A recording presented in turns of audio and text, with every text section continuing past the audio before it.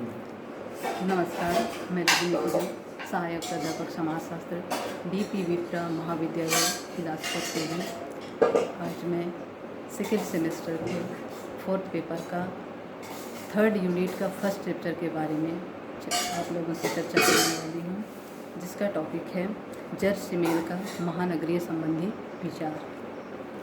जर्सिमेल का जन्म 1858 ईस्वी अर्थात 1858 ईस्वी में एशिया राज्य के बर्लिन में हुआ था, जो अब जर्मनी में है। ये यहूदी परिवार के 7 बच्चों में सबसे छोटे थे। माता पिता की मृत्यु के बाद पीटर्स बेरलाइक के संस्थापक ने जर्सिमेल को गोद ले लिया और बड़ी संपत्ति भी दी, जिसके बल पे सिमेल एक बड़े विद्वान बन पाए। जर्सिमेल एक समाजशास्त्री थे, जो जर्मनी के प्रथम युग के समाजशास्त्रियों में से एक होने के साथ साथ एक दार्शनिक और आलोचक भी थे। सामाजिक और सांस्कृतिक विषयों, प्रश्नों एवं घटनाओं पर उनके लेख और भाषण मशहूर हैं। वे प्रसिद्ध समाजशास्त्री मैक्स वेबर के से परिचित थे। वे शैक्षणिक मापदंडों को नहीं मानते हुए नवकाटकवाद दर्शन के माध्यम से समाज का अर्थ, समाज के व्यक्तित्व, प्रेम और भावनाओं पर प्रश्नों के जवाब ढूंढते थे। सिद्धांत और विचार। सिमेल के समाजशास्त्री सिद्धांत में 4 मुख्य अंग हैं। पहला, सामाजिक जीवन में मनोवैज्ञानिक चीज़ों के काम करने का ढंग, लोगों के पारस्परिक रिश्तों में उनकी रुचि, सामाजिक और सांस्कृतिक भावों के आकार और उनमें बदलाव एवं मनुष्यता के चरित्र और भविष्य में सिमेल यानी व्यक्ति की रुचि। दूसरा, द्वंद्वात्मक तर्क पद्धति, जहाँ सिमेल यह समझते थे कि लोगों के पारस्परिक विचार विमर्श में सारी चीज़ें किसी न किसी तरह एक दूसरे के साथ विचार विमर्श करते हैं। तीसरा, रचनात्मक व्यक्तिगत चेतना और सृजनता, जहाँ वे यह सोचते थे कि सामाजिक और सांस्कृतिक संरचनाओं की खुद की जिंदगी होती है और लोग सौहार्द और आत्मीयता से मिलनसार होने लगते हैं। चौथा, वे सामाजिक रेखा गणित में युग्मों और त्रय में लोगों की स्थिति एवं विचार विमर्श करने में अंतर पर ध्यान देते थे। इन सब से उनके प्रसिद्ध विचार महानगरीय क्षेत्र के जीवन पर, मानसिक स्थिति, मुद्रा के दर्शन, अजनबी की सामाजिक स्थिति, भूषाचार और चोचलों पर है। इनमें से 2 विचार सबसे ज़्यादा आकर्षित व प्रभावशाली रहे हैं।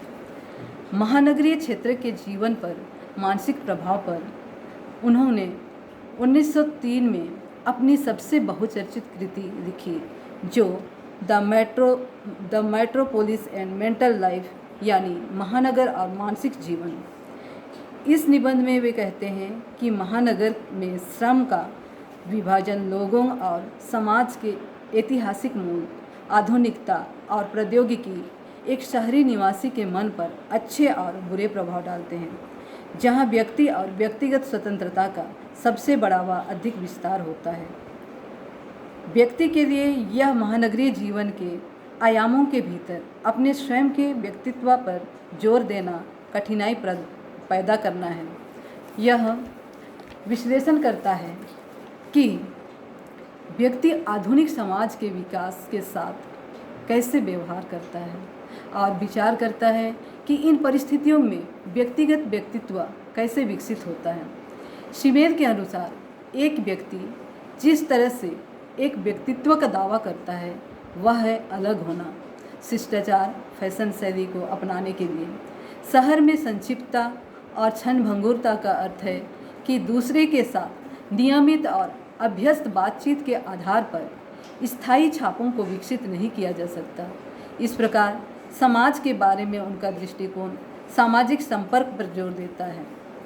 सन 1900 ईस्वी के फिलॉसफी ऑफ मनी यानी मुद्रा के दर्शन, जो उनकी सबसे बड़ा और मूल्यवान कृति है, मुद्रा की दृष्टि से जीवन की समग्रता का अध्ययन करती है, जो यह बताती है कि लोग चीज़ें बनाकर मूल्य बनाते हैं, पर साथ ही साथ उनसे बिछड़ते हैं एवं उन्हें पाने की कोशिश करते हैं। इस कोशिश में वे उनके खुद और चीज़ों के बीच की दूरी के आधार पर नहीं, बल्कि समय की दुर्लभता, त्याग करने एवं चीज़ों को पाने में कठिनाइयों के आधार पर उन्हें मूल्य देते हैं। आगे है महानगर की अवधारणा। Concept of metropolis. महानगर का उद्भव ग्रीक साहित्य से हुआ। आरंभ में इसका अर्थ मातृनगर से था। ये नगर सांस्कृतिक, आर्थिक और राजनीतिक विशेषताओं के आधार पर संगठित थे। कालांतर में उच्च राष्ट्रीय विकास के पश्चात इन नगरों की विशेषताओं का प्रसार हुआ। इस समय 10 लाख से अधिक जनसंख्या वाले नगर महानगर के अंतर्गत आते हैं। महानगर के लिए उच्च राष्ट्रीयता के तत्वों का होना इतना आवश्यक नहीं है जितना कि बहुउद्देशीय कार्य और अंतर्राष्ट्रीय महत्व का होना। सामान्यतः महानगर की स्थापना वही होती है जहां अनेक प्रकार के विशाल व्यावसायिक केंद्र होते हैं, जिनका संबंध मात्र देश की भौगोलिक सीमाओं तक ही सीमित नहीं रहता, बल्कि विश्व के अनेक देशों से इसका संबंध होता है।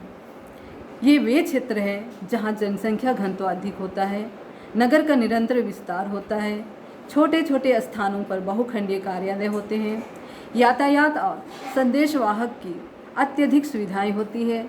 इस तरह महानगर अनेक अंतर्राष्ट्रीय और राष्ट्रीय कार्यों का केंद्र स्थल होता है। भारत में इस दृष्टि से अनेक महानगर जैसे चेन्नई, मुंबई, कलकत्ता, दिल्ली आदि अनेक महानगर किसी एक विशेषता अथवा कारक के कारण महानगर बनने का गौरव प्राप्त कर लेते हैं।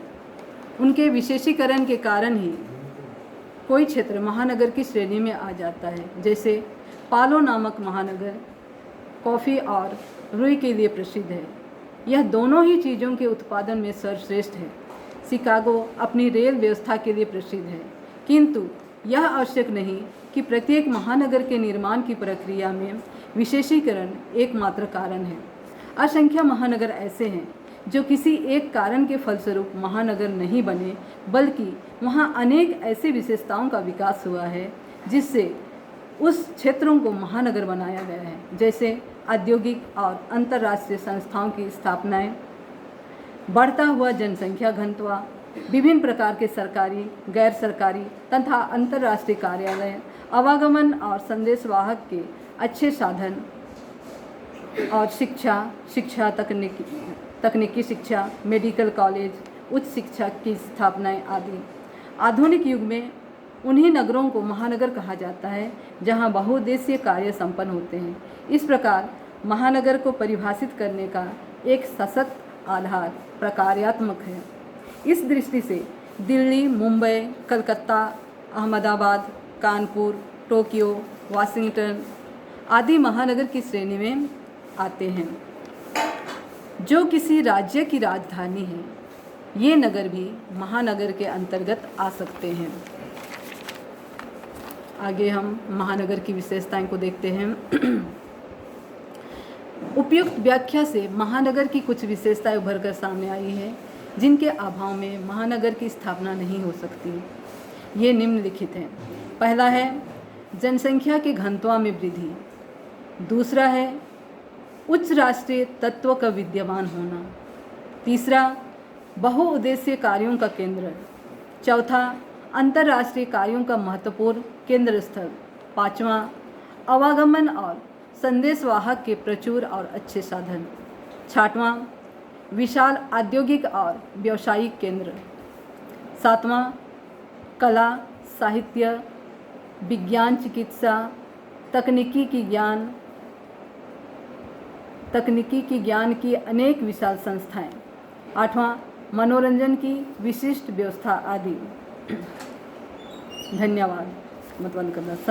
संदर्भ ग्रंथ में doctor B.N. Singh, doctor S. Baghel और महाजन का हम देख सकते हैं।